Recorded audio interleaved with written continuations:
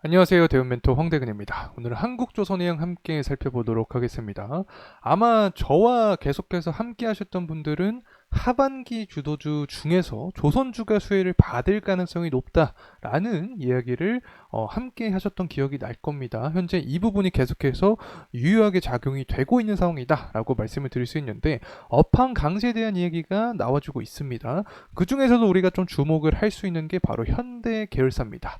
특히 우리나라 같은 경우에는 중국에게 컨테이너선을 밀렸다라는 이야기가 나와주고 있는데 최근에 미중 갈등 때문에 한국의 컨테이너선 수요가 증가한 상황입니다. 이 중에서도 한국 조선해양을 우리가 좀 살펴볼 필요가 있다는 점 말씀을 드립니다. 자, 우선은 반도체 다음에 조선주를 주목을 해야 된다라는 내용이 나와주고 있는데 이미 우리가 예상을 하고 있었던 상황이죠. 이 부분 함께 체크를 해보도록 하겠습니다. 자, 그리고 나서 이제 4.7조 가량의 수주가 눈앞에 놓인 상황이다라는 내용이 나와주고 있는데 현대 계열사의 강세가 이어지고 있습니다. 한국 조선해양뿐만 아니라 현대 미포조선과 현대 중공업, 현대임스까지 계속해서 상승에 대한 모습을 보여주고 있는데 관련된 흐름 함께 체크를 해보고 공급 계약이 계속해서 이어지고 있습니다. 그래서 공급 계약에 대한 디테일한 부분 함께 알아보면서 과연 이 한국 조선해양이 조선주의 대장주 역할을 할 수 있을지까지 가격적인 측면과 함께 살펴보는 시간 갖도록 하겠습니다. 구독과 좋아요 한 번씩 부탁드리고 그러면 영상도 끝까지 시청해 주시면 감사하겠습니다. 우선은 최근의 수급적인 동향부터 빠르게 살펴보고 넘어가도록 하겠습니다. 근 한 달 동안 거의 외국인의 매집세가 계속해서 나와주고 있습니다. 이 물량 자체를 개인이 다 팔고 있다. 다시 말하면 이 개인의 매도 물량을 외국인이 다 받아주고 있는 상황이다라고도 해석을 할 수 있습니다. 뭐 연기금도 마찬가지로 근 한 달 동안 매집세에 대한 모습을 보여주고 있는데 다만 아쉬운 점은 사모펀드다. 사모펀드만 매집으로의 전환 모습을 보여주게 되면 더욱더 강한 주가의 부양 모습을 확인할 수 있지 않았을까 생각을 하고 있습니다.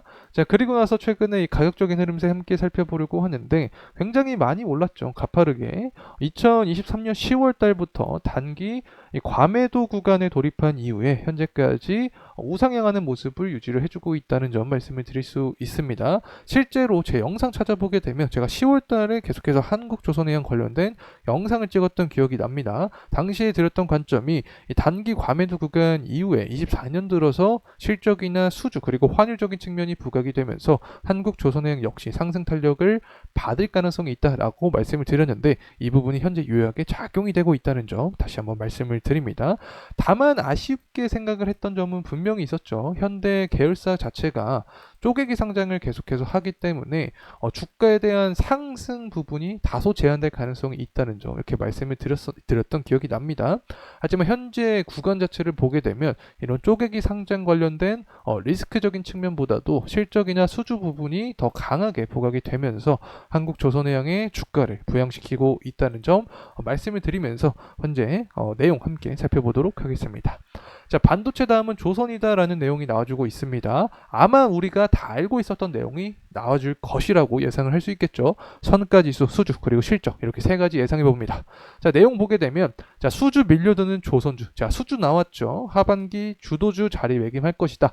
이미 예상했던 내용이 나와주고 있습니다. 자, 그리고 신조선가가 지속적으로 상승하고 있다. 자, 이 부분도 예상했죠. 신조선가 지수 상승 이 부분의 가장 큰 원동력은 친환경 기술력이다. 그리고 선별수주다라고 말씀드렸는데 관점 맞아 떨어져 가고 있습니다. 그리고 강달러가 지속적으로 되고 있다. 환율이 상승한다라는 부분인데 환율 상승도 제가 하반기에 글로벌 정세 악화, 정치적인 부분과 연관시켜서 환율 상승 가능성을 말씀드렸고 대표적인 수혜주가 조선주가 될 수 있다고 말씀드렸습니다.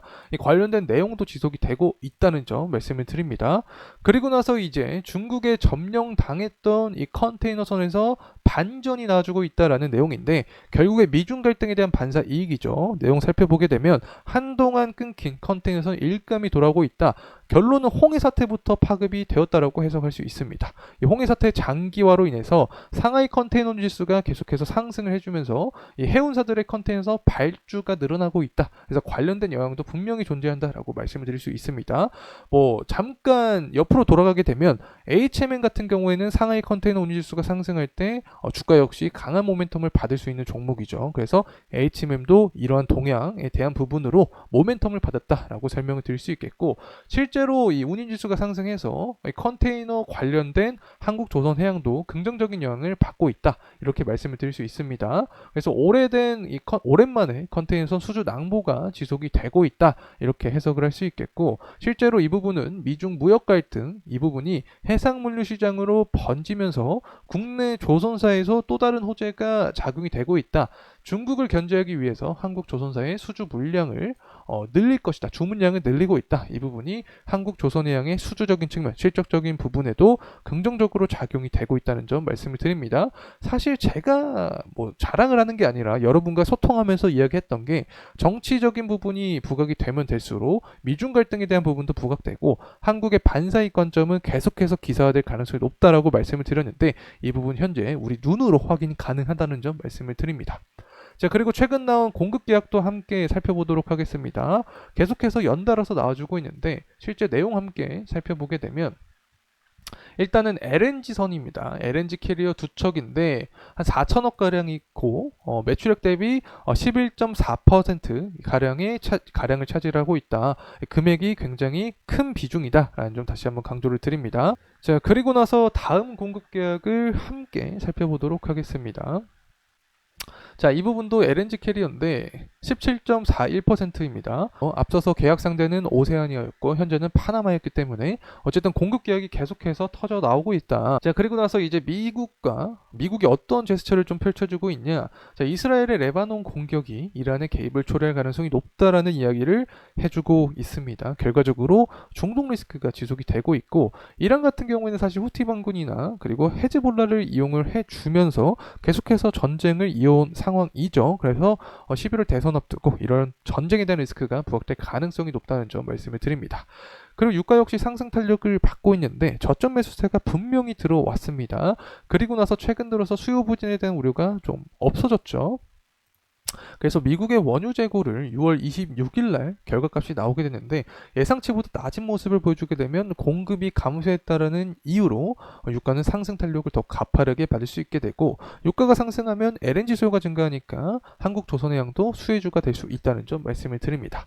자, 그리고 원달러 환율도 1390원 정도를 형성해주고 있습니다. 그만큼 글로벌 정세가 악화된 모습을 보여주고 있기 때문에 환율이 상승한다. 환율이 상승하게 되면 대표적인 수혜주가 조선주가 될 수 있다. 그래서 시장의 수급 관점에서 한국 조선해양 역시 시장의 관심을 받으면서 추가적인 주가 상승 모멘텀까지 이어질 가능성이 존재한다는 점 말씀을 드립니다.